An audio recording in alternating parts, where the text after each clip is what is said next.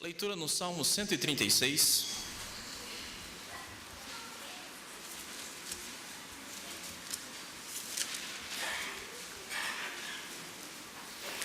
Nós leremos este salmo, irmãos, de forma responsiva, da forma como possivelmente ele era lido ou cantado na época em que ele foi escrito, e assim também posteriormente, quando ele era cantado no templo ou onde ele fosse cantado. De maneira que eu lerei a primeira parte do versículo e os irmãos lerão sempre a mesma parte que diz: porque a sua misericórdia dura para sempre. Certo?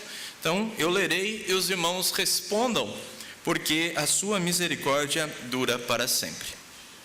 Rendei graças ao Senhor, porque Ele é bom. Porque a sua misericórdia dura para sempre. Rendei graças ao Deus dos deuses. Porque a sua misericórdia dura para sempre. Rendei graças ao Senhor dos senhores. Porque a sua misericórdia dura para sempre. Ao único que opera grandes maravilhas. Porque a sua misericórdia dura para sempre. Àquele que com entendimento fez os céus. Porque a sua misericórdia dura para sempre. Àquele que estendeu a terra sobre as águas. Porque a sua misericórdia dura para sempre. Aquele que fez os grandes luminares. Porque a sua misericórdia dura para sempre. O sol para presidir o dia.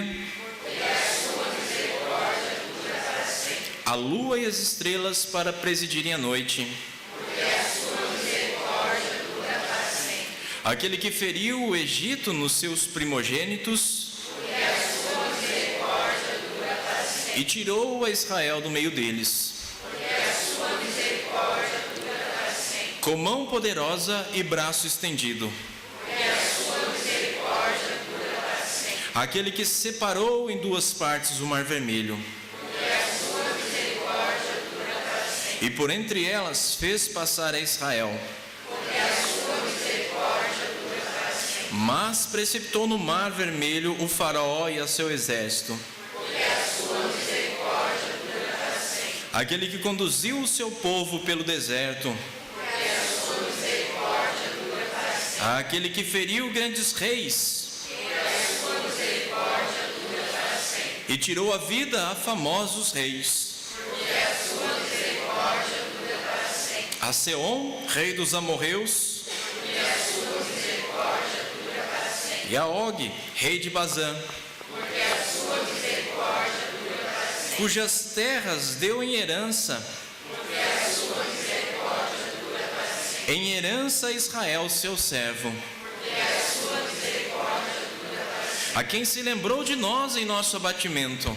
Porque a sua misericórdia dura para sempre. E nos libertou dos nossos adversários. Porque a sua misericórdia dura para sempre. E dá alimento a toda a carne. Porque a sua misericórdia dura para sempre. Ó, tributai louvores ao Deus dos céus. Porque a sua misericórdia dura para sempre. Pai, te damos graças pela tua palavra, a qual é bendita, e pedimos-te a tua bênção neste momento, para que entendamos a tua palavra, que o teu Santo Espírito nos ilumine, que tu fales ao nosso coração e nos ajuda, Senhor, neste momento, a glorificar o Senhor através dessa exposição. É em nome de Jesus que nós oramos, Senhor. Amém. Irmãos, os irmãos que estavam lendo, eu percebi que enquanto os irmãos liam, o ânimo ia diminuindo. Então os irmãos começaram num ânimo danado, né? Dizendo: porque a sua misericórdia dura para sempre. E foi caindo. No meio já estava: porque a sua misericórdia dura para sempre. E assim chegou ao final, talvez deu um ânimo no finalzinho, porque agora está acabando. E assim os irmãos chegaram no final, mas chegaram meio que desanimados. Talvez seja isso que esteja acontecendo com os irmãos no final deste ano. Os irmãos estão chegando ao final deste ano desanimados, cansados, muitos até frustrados, porque não conseguiram completar os planos que os irmãos tinham no começo. Aliás, irmãos, nós agora na virada do ano, nós fazemos muitos planos, não é verdade? Nós parece que quando do dia 31 para o dia 1º, parece que todas as coisas vão mudar assim, de forma sobrenatural, todos os nossos problemas ficarão em 2017, nós começaremos agora 2018 numa outra forma. Todos estamos alegres, cheios de planos, e 2018 vai ser diferente. Nós aguardamos 2018 animados, porque será diferente. Mas quando chega ao fim do ano, em que os nossos planos não foram realizados, em que nós passamos por diversas provações, por diversas situações, talvez nós tenhamos tido dificuldade em muitas áreas, seja financeira, seja no nosso casamento, seja com os nossos filhos, seja algum motivo que nos levou a desanimar, talvez o desemprego ou alguma coisa assim, e muitas vezes nós chegamos até mesmo a questionar a bondade e a misericórdia de Deus. Muitas vezes nós chegamos ao final do ano dizendo: será que Deus de fato é bom? Isso me lembra o salmista no Salmo 73, que o nosso irmão seminarista Túlio expôs aqui. Será que de fato Deus é bondoso para comigo? Será que Deus me trata bem? Como que nós estamos chegando, irmãos, a este final de ano? Como está a sua vida? Como está o seu ânimo, o seu louvor? Quando você canta aqui na igreja, você tem a mesma disposição para louvar o Senhor? Será que quando você está na sua casa, você encontra motivos para glorificar a Deus e agradecer a Deus? Ou será que você está tão afundado já nos seus problemas e nas suas desilusões, que você já se esqueceu da bondade e da misericórdia de Deus? Será que você não tem mais motivos para agradecer ao Senhor? Será que você só tem aqueles momentos em que você clama, mas se esquece de agradecer ao Senhor? Como está a sua vida neste final de ano? Hoje, por exemplo, que nós estamos aqui celebrando o nosso Deus, como você se encontra? Talvez você se encontre abatido. Talvez você precise ser lembrado dos grandes feitos do Senhor. Talvez você precise se lembrar de quem é Deus e de quão bondoso Ele é. Foi exatamente com este propósito que esse salmo foi escrito, para lembrar os israelitas de que Deus é bom e de que Ele age com bondade para com o seu povo e mais ainda para com toda a sua criação, como nós lemos aqui no Salmo 104. O salmista então, ao conclamar o povo a render graças ao Senhor, ele lembra a bondade do Senhor, os feitos bondosos do Senhor através da história do seu povo. E isso deveria trazer ânimo ao povo. Lembrar, olhar para trás, olhar para a história, deveria fazer com que o povo olhasse para o futuro e para o presente com uma nova perspectiva, lembrando de que o Senhor é bom e Ele nos trata com bondade. O Senhor é bom para conosco, irmãos. Foi essa a conclusão que chegou o salmista no Salmo 73:1. E é essa a conclusão, ou melhor, essa é a premissa que tem que guiar toda a nossa trajetória. Mesmo que nós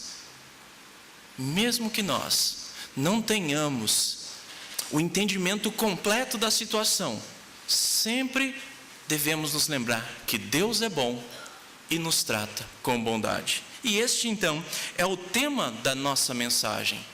Deus é bom e nos trata com bondade. Nós nunca podemos duvidar disso, irmãos. O salmista então, ele chama o povo a render graças ao Senhor, porque Ele é bom. E este chamar, este conclamar do povo tem o objetivo de trazer esperança.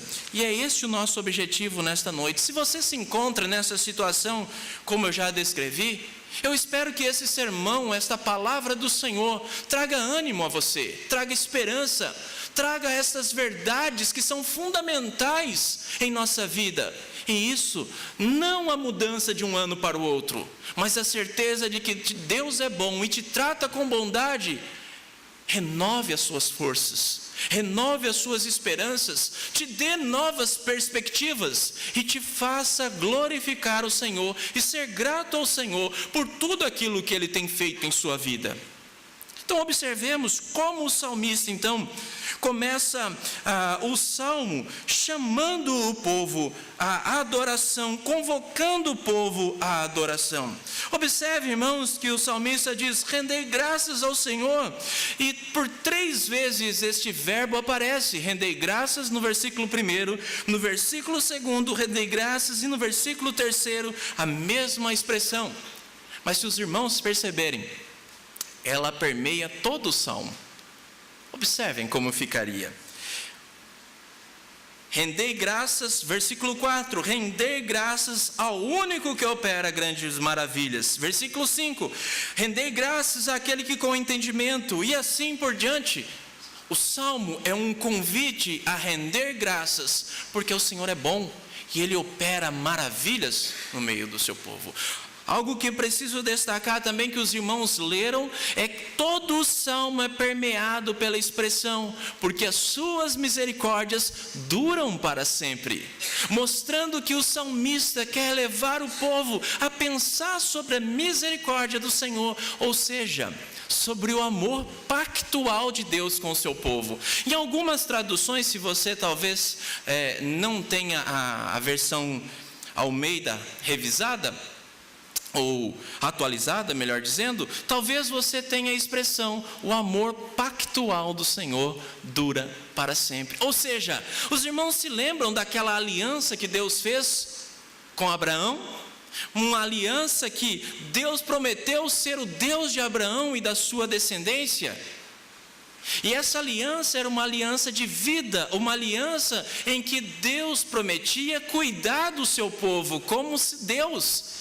O povo ia ser cuidado por Deus, protegido por Deus, amparado por Deus. E durante toda a história, irmãos, nós vemos exatamente isso acontecer. Por conta deste amor pactual de Deus, Deus cuida do seu povo, cuidou do seu povo, como nós veremos no Velho Testamento, e nós vemos cuidar do povo na época do Novo Testamento, e nós vemos hoje Deus continuando a cuidar do seu povo durante toda a história. É só olhar para trás que nós vemos este cuidado. O problema é que muitas vezes nós nos esquecemos de olhar para trás. O salmista então, ele chama o povo a render graças. Mas é interessante que o verbo aqui, ele tem a ideia não simplesmente de você chegar e cantar ou agradecer ao Senhor, mas isso fazer depois de grande reflexão. Alguém que pensou sobre, alguém que olhou para trás, observou os grandes feitos do Senhor, alguém que olhou para a sua palavra e observou como de fato Deus é bom. Então ele chega à conclusão, iluminado pelo Espírito Santo, é claro, de que o Senhor é bom, e por isso então ele rende graças. Então não imagine que aqui é o seguinte: vamos cantar alguns cânticos ao Senhor, e aí a pessoa vem e canta ao Senhor. Não é isso que o salmista quer dizer. O salmista diz: reflita na bondade de Deus, reflita em quem é Deus, e então, de forma consciente, renda graças ao Senhor. É isso que você e eu devemos fazer. Parar e pensar, irmãos, refletir nas Escrituras e observar o quanto o Senhor é bom, o quanto Ele nos trata com bondade.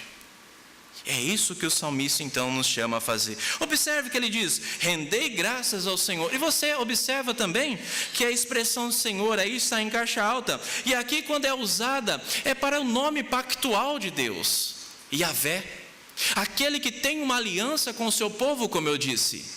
Ele é o fundamento de toda a nossa adoração. Esse Deus que, como nós cantamos, Ele é soberano, mas também um Deus pessoal.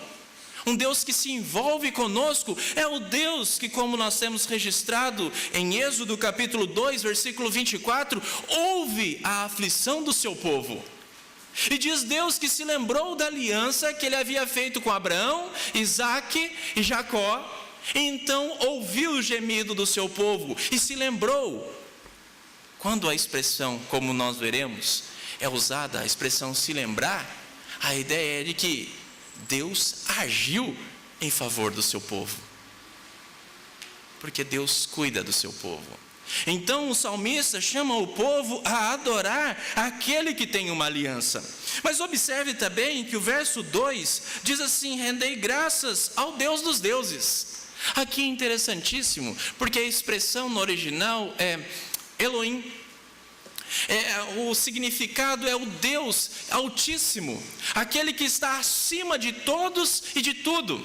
E é interessante porque há essa expressão Deus dos deuses, ou seja, aquele que é superior a todos. Embora o salmista não acreditava que havia vários deuses, mas as regiões, as cidades circunvizinhas acreditavam. Os irmãos se lembram muito bem que as pragas no Egito tinham o propósito de humilhar e de dizer que os deuses do Egito não eram deuses verdadeiros. Então cada praga teve essa intenção de mostrar que o Deus de Israel é o Deus verdadeiro. E é exatamente isso que nós temos aqui. Ele é o Deus verdadeiro. Embora as nações tenham os seus falsos deuses, como nós vemos, Baal, que era aquele que era tido como o senhor da fertilidade, aquele que foi desafiado por Elias, seja considerado Deus, só existe um Deus, e esse Deus está acima de todos aqueles que são supostamente deuses, e Ele manifesta a sua bondade e o seu poder. Mas observe ainda que o texto diz: rendei graças ao Senhor dos senhores. A ideia aqui, irmãos, é daquele que governa soberanamente. Existem os senhores, existem os reis, como nós vemos, por exemplo, na época de Nabucodonosor, que nós estudamos aqui numa revista alguns meses atrás, em que Nabucodonosor era aquele que era o poderoso da época, como nós temos os nossos governantes hoje. Mas o Senhor mostrou a Nabucodonosor e a todos aqueles do Império Babilônico que Ele era o Deus que estava acima, não só de Nabucodonosor, como de todos os outros reis. E a mensagem de Daniel é que Ele estabelece reis e também derruba reis, porque Ele é o Senhor dos senhores. Quando nós pensamos então, aqui o salmista chamando o povo para adorar a Deus, ele está dizendo o seguinte: adorem aquele que é poderoso, adorem aquele que é bom. Aliás, irmãos, Deus não é somente bom, Ele é o bom, o sumo bem, como nós cantamos aqui. Ele é aquele que nós mesmos não conseguimos compreender o que é a bondade de Deus e o fato dele ser bom. Nós não temos palavras para expressar e nem conhecimento suficiente para entender o que de fato é Deus ser bom, irmãos. E Deus é a fonte de toda bondade. Tiago nos diz que toda dádiva e todo dom perfeito vem de Deus. Se nós encontramos pessoas boas ainda hoje, não é porque é algo inato nessas pessoas, é porque Deus assim derrama a sua graça sobre essas pessoas para manifestar a sua bondade. Nós nunca podemos duvidar de que Deus seja bom. Qualquer conceito que nós tenhamos daquilo que é bom está muito aquém de quem Deus é ainda, irmãos. Por isso, quando nós pensamos que Deus não é bom porque Ele não nos tratou assim, assim, assim, nós precisamos nos humilhar como Jó fez e dizer: eu falei daquilo que eu não sabia. Como eu posso questionar aquele que é bom? Aliás, aquele que é o bem de forma mais pura que existe. Como eu, que sou um pecador, manchado pelo pecado, e até mesmo as minhas atitudes, por muitas vezes, são permeadas por intenções más, irmãos. Quando eu ajudo alguém, muitas vezes o meu coração ele é tão enganoso, que eu quero ser louvado pelas pessoas. E o meu bem, então, ou a minha atitude de bondade para com o meu próximo, nada mais é de uma forma de roubar a glória de Deus. Porque o meu coração hipócrita, o meu coração idólatra, quer ser adorado e louvado pelas pessoas. Mas nós nunca podemos desconfiar das intenções de Deus. Nunca podemos. Porque Deus não só age com bondade, mas todas as intenções de Deus em agir com bondade é de acordo com a sua natureza, ser bom. Por isso, quando acontece algo em nossa vida, que aos nossos olhos não parece tão bom assim, nós precisamos parar um pouco e refletir. Porque Deus é bom, irmãos. E o texto então, ele diz o seguinte no verso 4: ao único que opera grandes maravilhas, porque a sua misericórdia dura para sempre. Aqui, o salmista diz que Deus, ele opera grandes maravilhas, e começa a descrever então, a partir daqui, todas estas maravilhas. Aliás, irmãos, quando nós pensamos nas maravilhas de Deus, como o salmista assim diz, a primeira maravilha que deve vir à nossa mente, é como o salmista mesmo coloca, é a criação. É a criação. E é isso que nós temos do verso 5 ao verso 9. Deus, o salmista, nos chama a adorar aquele que é criador. E talvez aqui nós não tenhamos uma ligação tão clara, pelo menos na nossa mente, num primeiro momento. O que tem a ver a criação com a bondade de Deus?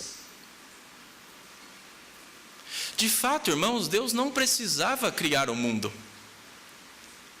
para demonstrar a sua bondade. Deus em si mesmo, na Trindade, já era a manifestação da bondade plena, já era o sumo bem. Mas Deus, ele quis manifestar a sua bondade ao criar todas as coisas. Os irmãos se lembram muito bem do relato da criação, quando ele diz, o próprio Deus, fazendo um juízo assim da criação, ele diz, criou todas as coisas muito de forma a manifestar a sua bondade, como diz, principalmente na criação do homem, e viu Deus que era muito bom. A bondade de Deus na criação se revela de que todas as coisas foram criadas para um propósito específico, e todas as coisas funcionavam bem dessa forma, organizadas. Funcionavam de acordo com o propósito que Deus havia criado. Como o salmista aqui diz, o sol para presidir o dia, a lua e as estrelas para presidir a noite, tudo cumpria o seu propósito. E quando as coisas cumprem os seus propósitos, manifestam também a bondade de Deus. E é interessante, irmãos, nós observarmos que quando Deus cria o homem, Ele cria o homem para se relacionar com Ele, mostrando assim a sua bondade. O fato de Deus se relacionar com o homem é manifestação da sua bondade. Claro que num primeiro momento Deus criou o homem para a sua própria glória, para manifestar a sua glória, lógico, e para que o homem glorificasse a Deus, como diz o catecismo, o breve catecismo na primeira pergunta e na sua resposta. Mas Deus também, ao criar o homem, Ele manifestou a bondade ao homem para que o homem então observasse aquilo que era bom e assim glorificasse a Deus. Adão conhecia muito bem aquilo que era bom, porque tudo que era bom era aquilo que Deus dizia que era bom. Todas as palavras de Deus, todas as ordens de Deus que vinham da parte de Deus eram boas, e Adão compreendia isso. O que era mal? O que era mal, por exemplo, era desobedecer.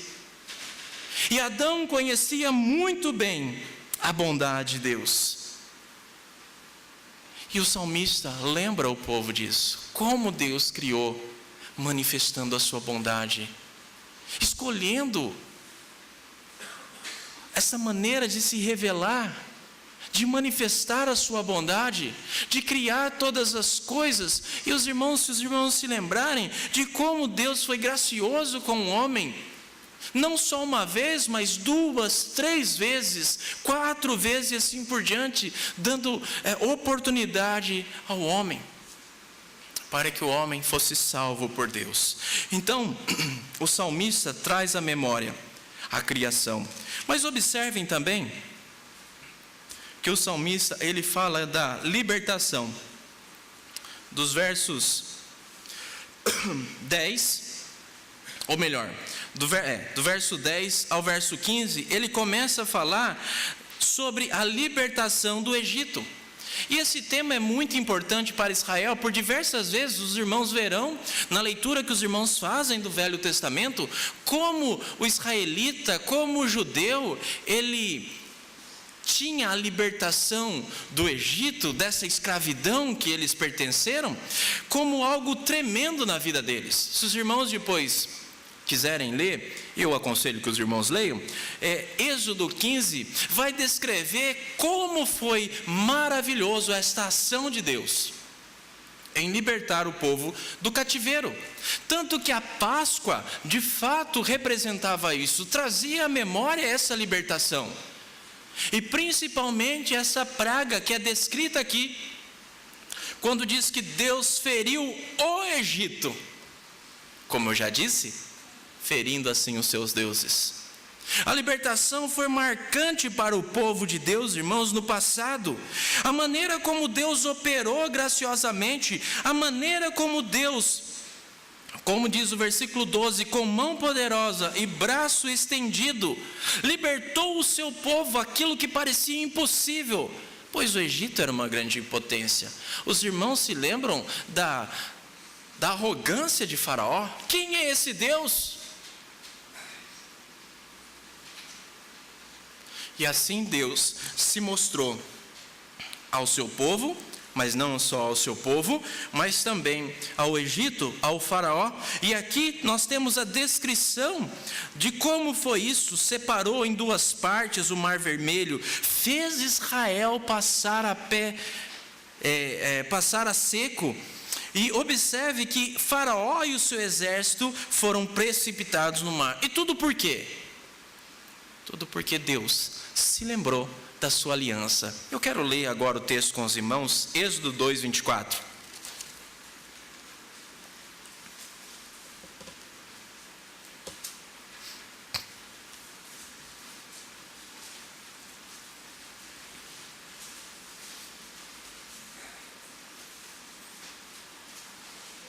Êxodo 2, 24 diz assim: ouvindo Deus o seu gemido, ou seja, o gemido do povo, lembrou-se da sua aliança com Abraão, com Isaque e com Jacó, e viu Deus os filhos de Israel e atentou para a sua condição.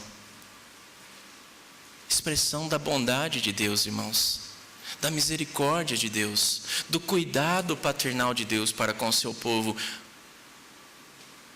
Este povo aqui, que possivelmente estava num cativeiro, ou então pós-cativeiro, pós-exílio, precisava se lembrar deste grande feito do Senhor, se lembrar que Deus é aquele mesmo que libertou o povo do Egito, este grande feito do Senhor. Mas o texto continua dizendo agora, do verso 16 ao 22, a peregrinação pelo deserto, e como Deus conduziu o seu povo. Versículo 16 diz assim: aquele que conduziu o seu povo pelo deserto, feriu grandes reis, deu a terra em herança, e herança a Israel. Aqui nós vemos todo aquele período sendo descrito em alguns versos, mas os irmãos se lembram quantos anos Israel passou no deserto? Foram 40 anos em que a bondade de Deus acompanhou o povo, irmãos. O texto de Deuteronômio, depois os irmãos leiam em suas casas, diz que Deus não deixou faltar nada, e mais, as roupas não se envelheciam, os sapatos não se envelheciam, não estragavam. E o Senhor trouxe o maná que Israel não conhecia todos os dias. Deus sustentando o povo, trouxe água e teve misericórdia do seu povo quando ele pecou contra Deus. Os irmãos se lembram do episódio do bezerro de ouro? Os irmãos se lembram de quando o povo se rebelou contra Moisés e Arão, contra a liderança de Deus? E como Deus continuou sendo gracioso para com o seu povo. Aqui é citado 2 reis. E esses reis investiram contra Israel antes de Israel atravessar o Jordão. E o Senhor Deus foi gracioso para com o seu povo, não permitindo que esses reis tivessem êxito. O Senhor conduzindo o seu povo. E essa verdade, essa lembrança deveria trazer recordações ao povo, para que o povo se lembrasse da proteção de Deus e de como Deus conduziu até a entrada de Canaã. Mas observe, irmãos, que nós temos agora do verso 23 a 25 e também a conclusão do Salmo e a repetição então dos primeiros versos, trazendo para, não mais olhando tão somente para essa história da criação, da libertação e da proteção durante o deserto, mas trazendo para aqueles dias, a época em que o povo estava vivendo. Agora é como se o povo saísse do passado e fincasse o pé no presente e dissesse aquilo que Deus estava fazendo naquele momento. Observe que agora há uma mudança. Antes era o que fez a eles, agora é o que faz ou o que fez a nós. Diz assim: a quem se lembrou de nós em nosso abatimento. Nós não sabemos, como eu já disse, em que período foi escrito este salmo, mas nós sabemos que Deus operou na vida daqueles irmãos grandes maravilhas, porque o texto diz que eles estavam abatidos por algum motivo, seja por conta do exílio, seja por conta de um inimigo, não sabemos o que é, mas nós sabemos que Deus se lembrou. E mais uma vez, a expressão se lembrar, ou seja, Deus não só trouxe a memória, mas Deus olhou e operou, agiu. Então o salmista agora diz: olha, Deus agiu no passado, com o seu povo no passado, mas Ele continua a agir, e agiu na nossa vida. E mais ainda, Ele dá, 24, Ele nos libertou dos nossos adversários, que possivelmente é o exílio, e Ele dá alimento a toda a carne, ou seja, Deus, Ele continua manifestando a sua bondade em alimentar o seu povo e de sustentar o seu povo. Por isso nós continuamos a orar todos os dias: o pão nosso de cada dia dá-nos hoje, porque nós sabemos que Deus é bom e nos trata com bondade. Certa vez o Senhor Jesus disse que vós que sois maus, sabeis dar coisas boas aos vossos filhos? E Deus, que é o próprio bem, não nos há de dar coisas boas? Assim, irmãos, nós somos lembrados pelo salmista que Deus continua a sustentar. E aliás, o sustento de Deus é um sustento maior do que nós pensamos. Porque se Deus parar de sustentar a cada um de nós,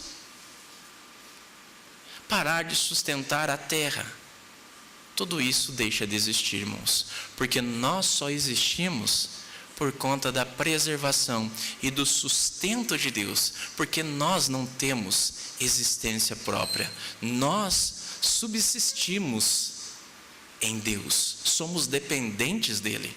Mesmo o ímpio, mesmo o ateu, o arrogante que diz não há Deus, depende de Deus para viver. E nós, o povo dele, Nós precisamos ter isso em mente. Deus continua cuidando. E a maior prova, a maior manifestação da misericórdia do Senhor, irmãos, é a pessoa gloriosa do Senhor Jesus Cristo. É aquele que veio salvar-nos dos nossos pecados. É aquele que andou no meio do seu povo. O Emanuel é aquele que nós cantamos, que é o sumo bem.